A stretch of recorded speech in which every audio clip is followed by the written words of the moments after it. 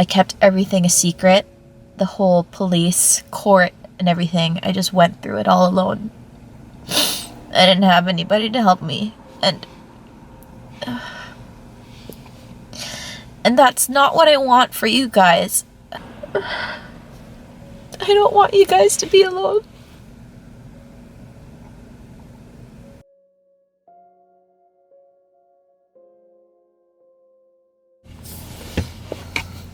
So before I start this video, I would just like to ask for anybody who is watching, thinking that I'm doing this for any sort of fame or attention or for any clout, I respectfully ask you to click away from this video.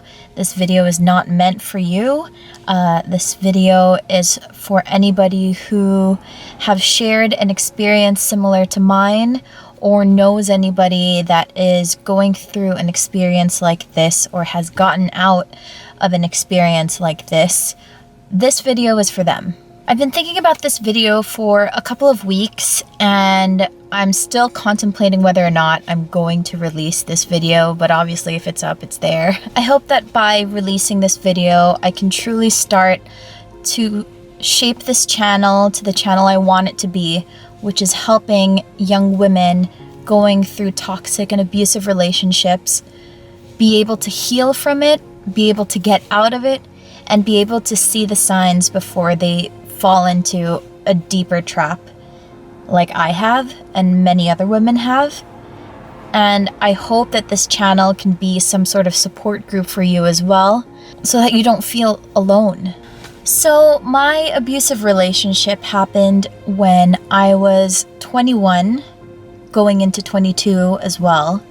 It lasted for about 2 years, but the first year that my partner and I were together, it was mostly emotional, and then it bridged into physical abuse after that. So when I was 21, I met a guy that I was working with, and I truly, within the relationship, felt like he was one of my best friends. We got along really well.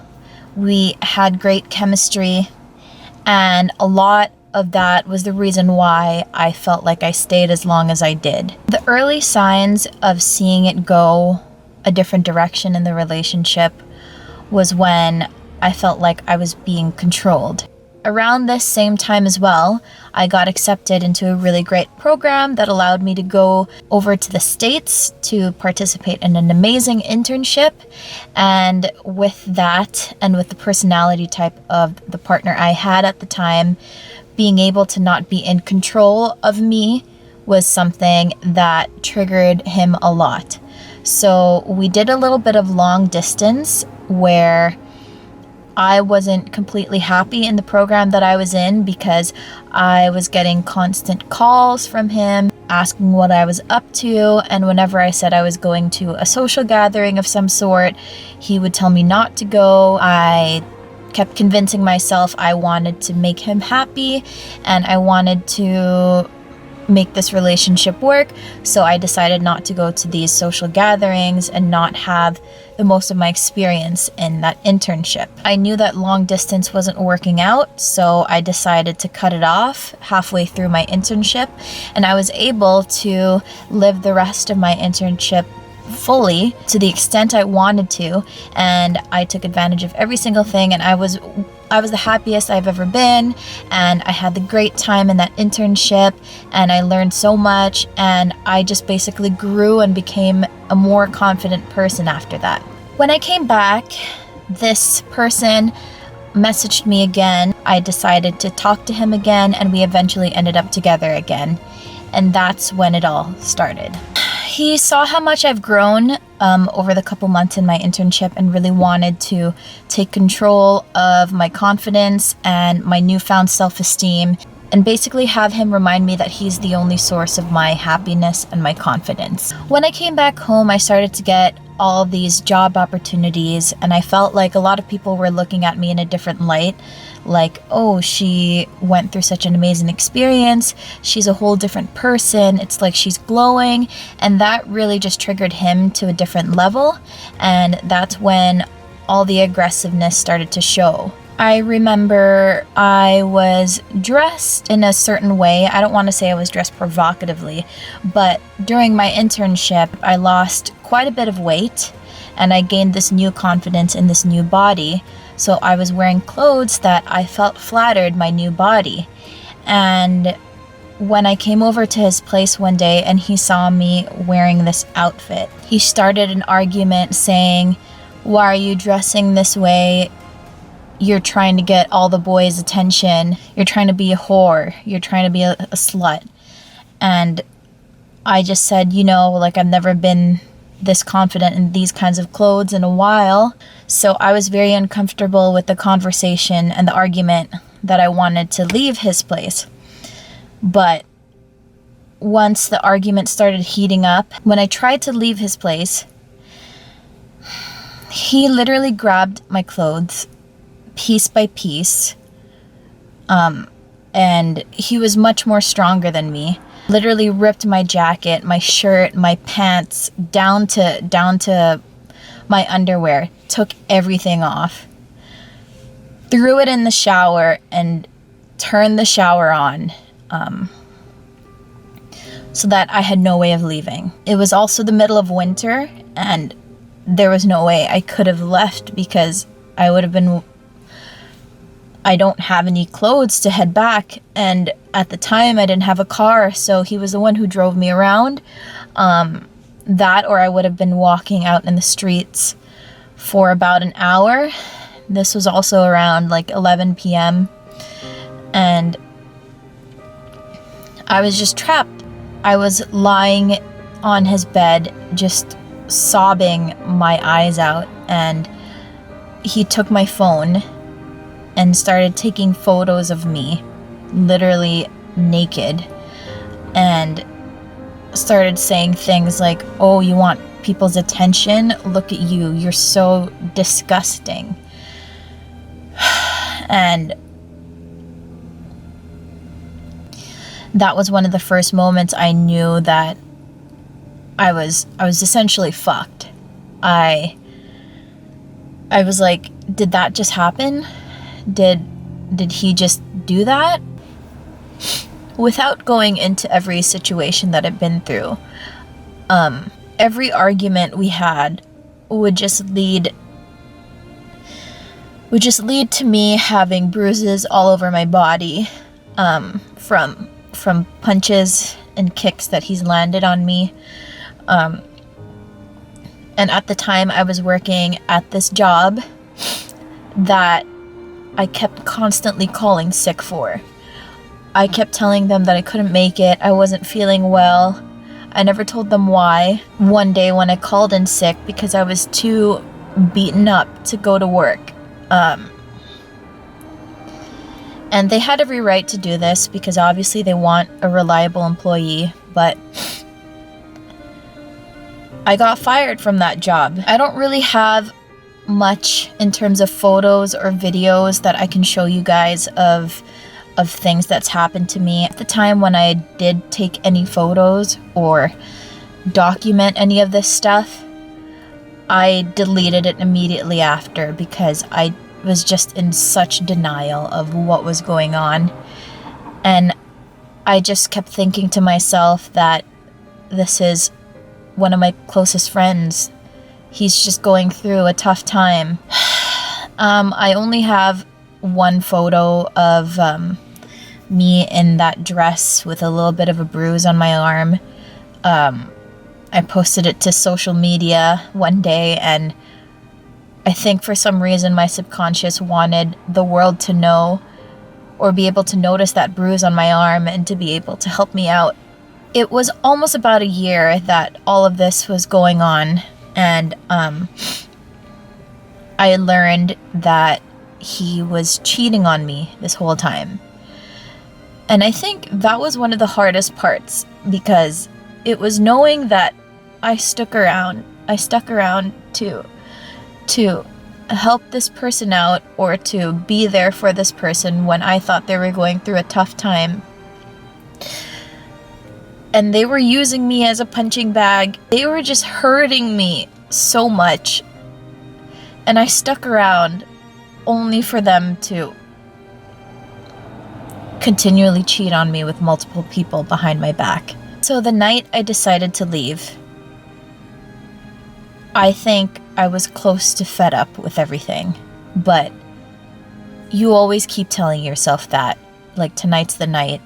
But it trickles on to the next night and to the next night. But this one night, for whatever reason, it was different.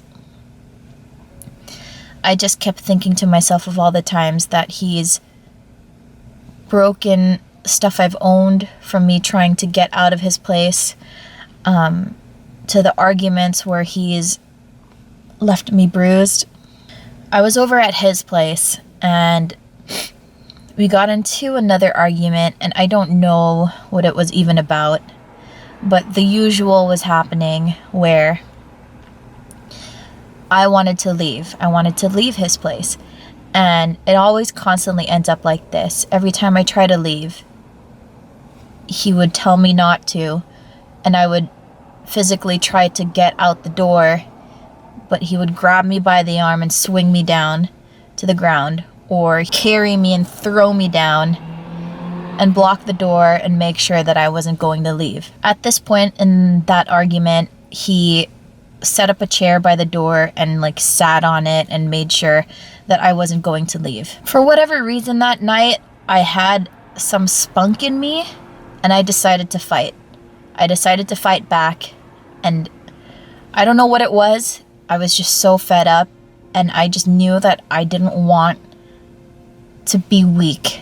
I didn't want to continually have this be my life. I wanted to show him that he can't just walk all over me. Grabbed the door, and he was sitting on the chair, and I tried kicking him and trying to get him off me, but obviously he's much more stronger than me, so I started hitting back. I started fighting back, and he knew that this time was different, that I was trying to really get back at him. So what he did was he turned me around so that my back was against him, had me in a headlock, and basically was choking me.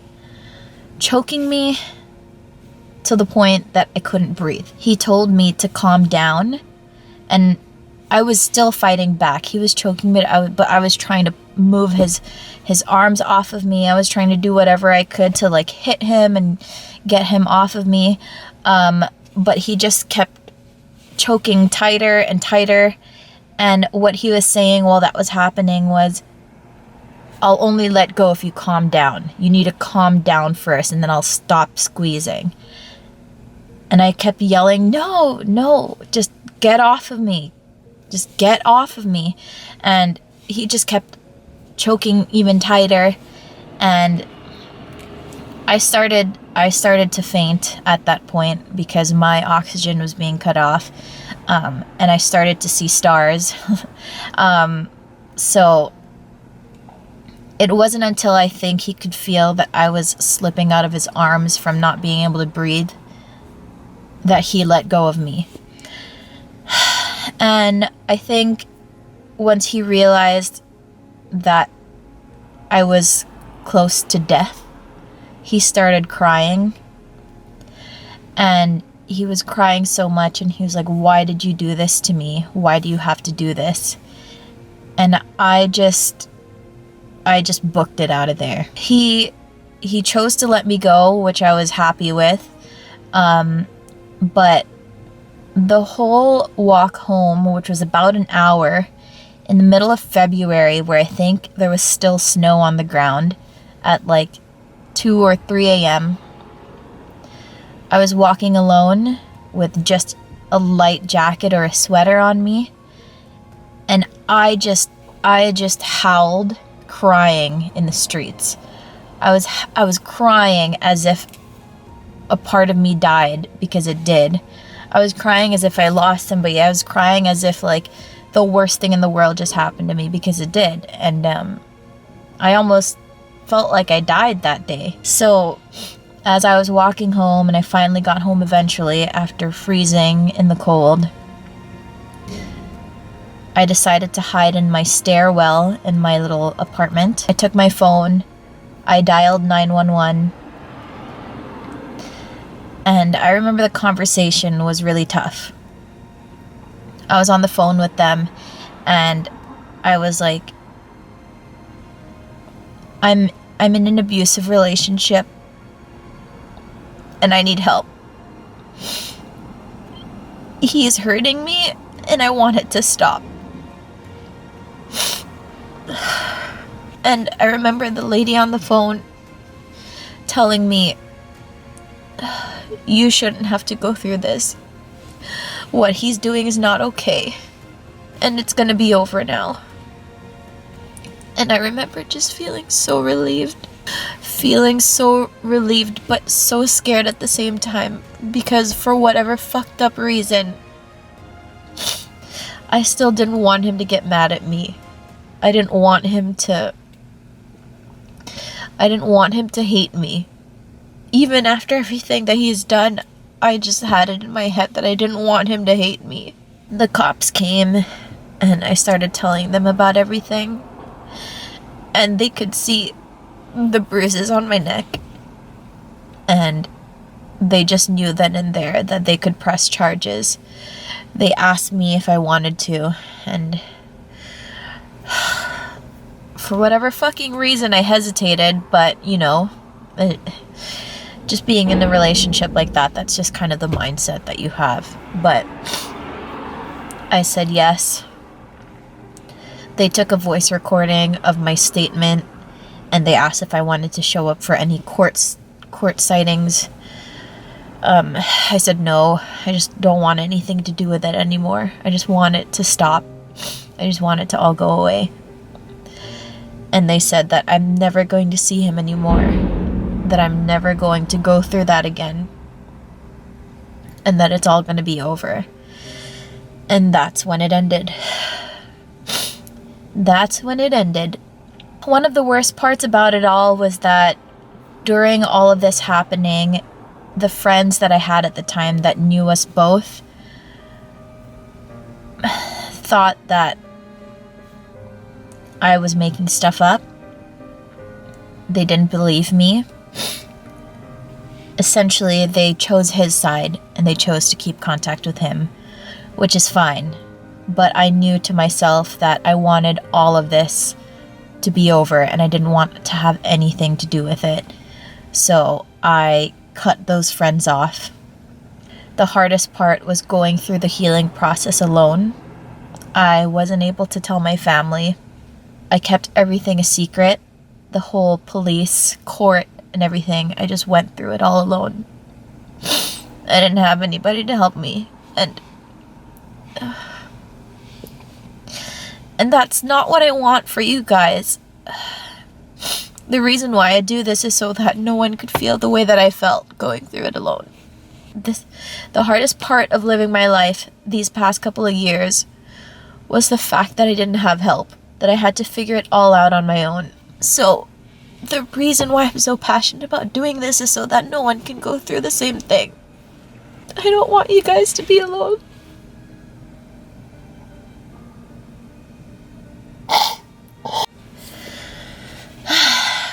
So I calmed myself down a little bit. Before I end this video, I just want to let you guys know that there are resources out there to help you guys out as well. I will link them down below. I just don't want you guys to feel stuck. I don't want you guys to feel helpless. I want you guys to be able to get out of there and to be able to heal. So that's why I do what I do. This is why I'm making this channel, and this is why I release videos like this. I want to be able to help, one conversation at a time. I'll be posting a lot more content related to this now that I've gotten this video out there, because I feel people need that bit of support. Thank you guys so much for your time, and thank you guys so much for watching. I really appreciate it. I'm sorry for crying in front of you guys, and I hope to see you guys in the next video where we will start that healing journey together. Have a great day, guys.